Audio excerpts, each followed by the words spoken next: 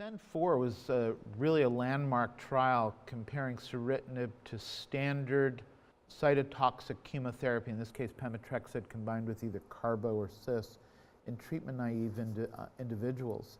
And the progression-free survival was more than double in the ceritinib arm, 16.5 months compared to about 8 months or so for chemotherapy. We see a striking response benefit, over 70% using ceritinib compared to about 25% in the chemotherapy arm.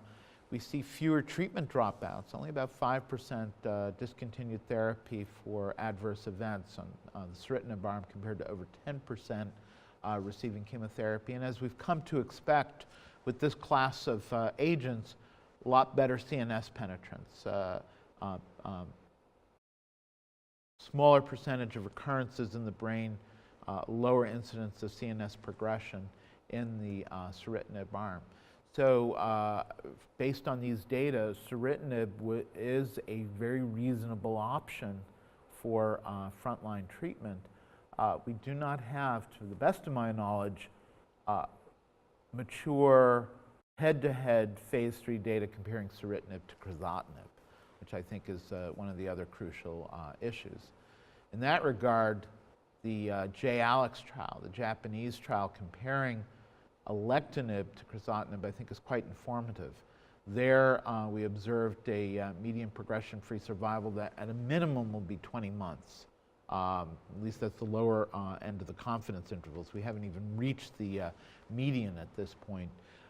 We see disease control rates that at least numerically are higher for alectinib over crizotinib, far lower risk of toxicity and treatment dropout. So it's going to be a competition. I think in frontline we'll see a competition between ceritinib and alectinib, and at least based on the toxicity profiles, many of those who work in thoracic oncology suspect that alectinib may win out. The big issue with ceritinib has been toxicity. The standard starting dose is 750 milligrams daily. Invariably, individuals require dose reductions, either to 600 or 450 daily.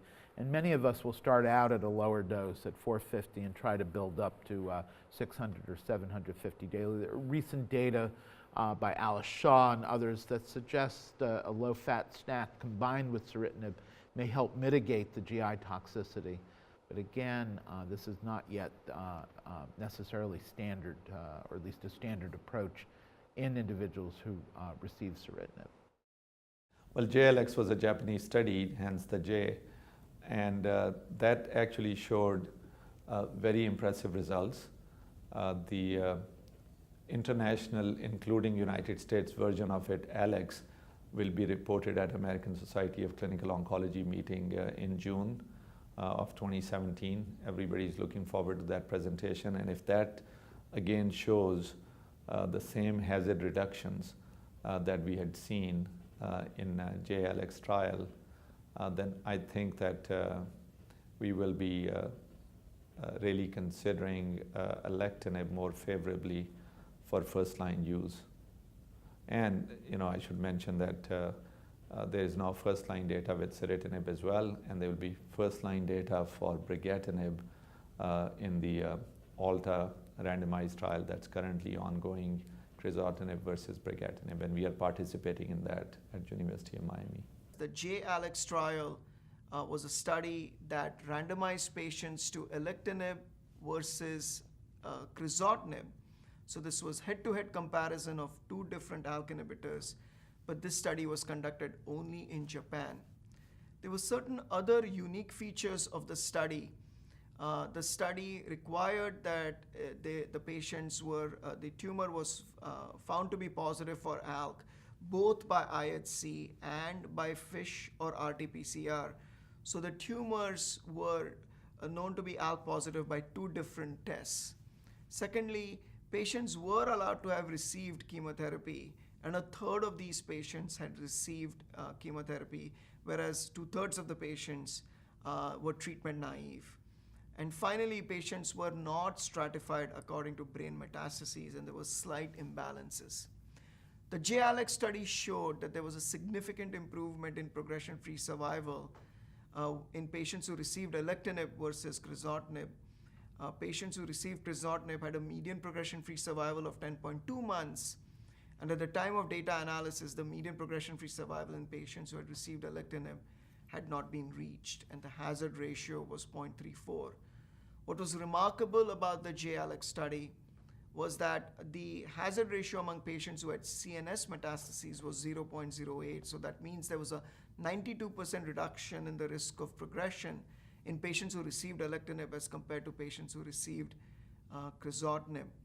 Now, one of the reasons why many experts were hesitant to utilize that data in day-to-day practice, apart from the fact that the drug has not yet been approved in the frontline setting, is that this study was conducted in Japan, and there was a companion study called the ALK study that was conducted globally and which actually is going to be reported at this year's ASCO. We do have a press release that has reported that there was a significant improvement in progression-free survival in patients who received alectinib, though we don't know the full results, and we will learn at this year's ASCO. It is expected that based on these results, alectinib will also be approved by the FDA for frontline use. So we will have now two other drugs apart from crizotinib for use as frontline treatment for ALK-positive advanced non-small cell lung cancer patients. I think the only difference is that alectinib was compared to another ALK inhibitor, whereas ceritinib was compared to cytotoxic chemotherapy, which is no longer used as frontline therapy. And therefore, I would value the data from ALK and now the companion study ALEX as more relevant to day-to-day practice as compared to the ASCENT-4 data. And my suspicion is that may lead to alectinib being used more frequently as frontline therapy for ALK-positive advanced non-small cell lung cancer patients. But we do have now two other choices for treatment of these patients apart from crizotinib. So the field is going to get very confused, particularly once we routinely start using agents like alectinib or ceritinib in the frontline setting. We have precious little data for then going to other TKIs as second line, and we're going to have to generate these data as we go along. Personally, I believe we're going to need to rebiopsy these individuals, get tissue, look for unique mutations that may be more sensitive to one TKI over another. This will be supplemented by what I call liquid biopsies, by looking at circulating free DNA or tumor-free DNA that may similarly help guide our therapeutic decision-making. So hypothetically, an individual has received alectinib, say, frontline. Should that individual go on to ceritinib, or should they go on to brigatinib? For that matter, should they go on to standard systemic chemotherapy? Biopsies will govern this. The clinical situation will also govern the therapeutic decision. If disease is progressing slowly, the patient is relatively asymptomatic, I will have the luxury of time of looking at another TKI before I pull the trigger on chemotherapy. On the other hand, in an area where we have very little data, if the progression is fulminant, if the patient's highly symptomatic, at least I have an established track record with chemotherapy, and that individual will more likely go on to a platinum-based combination. Given the nature of ALK-rearranged, it's almost definitely pemetrexed combined with carboplatin, with or without an angiogenesis inhibitor. The study actually that is being conducted is a randomized phase 3 study called the ALTA-2 trial that is randomizing patients to brigatinib versus crizotinib. It is ongoing, but from what I understand, 2/3 of the planned enrollment has been completed. And so it is expected that the study will complete enrollment in the near future. The goal of the study is to assess progression-free survival in patients who have received brigatinib compared to patients with crizotinib. The expectation is the study will be positive and that brigatinib will provide a greater progression-free survival based on the fact that in preclinical models, it is a more potent ALK inhibitor, and in patients who have progressed on crizotinib, it has shown promising activity as well as has shown activity in the CNS. But once those results become available, and as expected, if the study is positive, we will have to decide whether how to choose between all the next generation ALK inhibitors for frontline treatment. So at the present time, the study is ongoing, and we'll have to see what the results show.